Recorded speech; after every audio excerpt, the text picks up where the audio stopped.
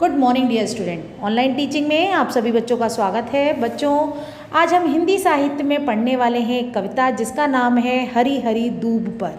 दूब आप सभी जानते हैं, गणेश जी को जो घास चढ़ाई जाती है उसे हम दूर्बा या दूब घास कहते हैं। तो उसी के ऊपर यहाँ पर आज हम कविता पढ़ने वाले हैं जो कि किसके द्वारा रचित है, जो कि रचित है हमारे पूर्व प्रधानमंत्री अटल बिहारी वाजपेयी के द्वारा, है ना, जो कि हमारे प्रधानमंत्री रह चुके हैं। उनकी कविता और उनकी रचनाओं के बारे में आप सभी अवगत होंगे।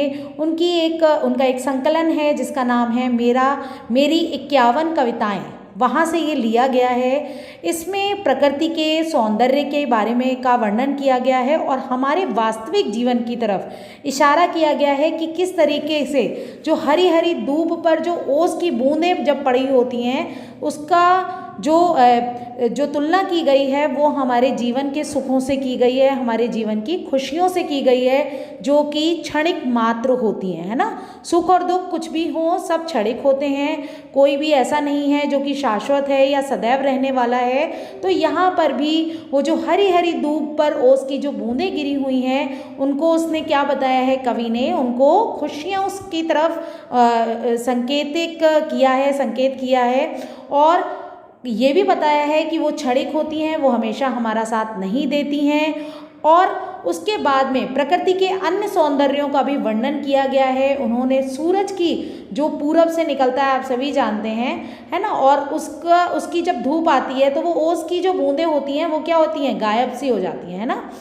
वैसे तो उस पर पत्ते जगमगाने लगते हैं जब वो ओस की बूंदों पर वो जो सूरज की पहली किरण पड़ती है। आप सुबह जल्दी उठेंगे तो आप ये सारी चीज़ें देख सकते हैं। और उगते हुए सूर्य को, यानी कवि अपने आप से ये बात कर रहा है कि मैं उस सूर्य को नमस्कार करके उसके ताप से भाप बनी उन ओस की, यानी जब सूरज का ताप उन किरणों पर, उन ओस की बूंदों पर पड़ रहा है तो क्या हो रही हैं, वो भाप बन के उड़ जा रही हैं, यानी वो जो सुख रूपी ओस की बूंदें हैं वो समाप्त हो जाती हैं, किससे, सूरज की तपन से। ठीक है, तो यहाँ पर ये बात की गई है।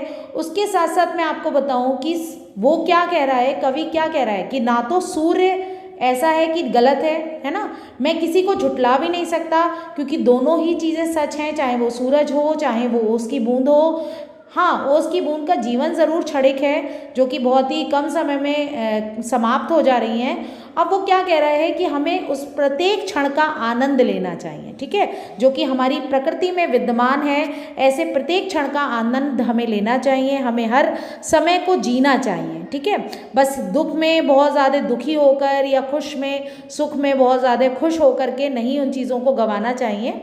हाँ, हमें स्थिर रहना चाहिए, वास्तविकता को स्वीकार करना चाहिए, ठीक है। सूर्य तो फिर भी उगेगा, धूप तो फिर भी खिलेगी, लेकिन मेरी बगीची की हरी हरी धूप पर ओस की बूंद हर मौसम में नहीं मिलेगी। ऐसा आप सभी जानते हैं कि ओस की बूंदें जो होती हैं वो हर मौसम में आपको दिखाई नहीं देती हैं, लेकिन यहाँ पर वो क्या कह रहा है कि सूरज का निकलना, धूप का खिलना सभी कुछ होगा, लेकिन मेरी जो वो घास है, जो दूर्बा है, उस पर वो ओस की बूंद जो कि एक विशेष मौसम में ही नज़र आती है वो हर मौसम में नज़र नहीं आएगी। यानी वो जो खुशी है वो हर बार मुझे नहीं मिलने वाली।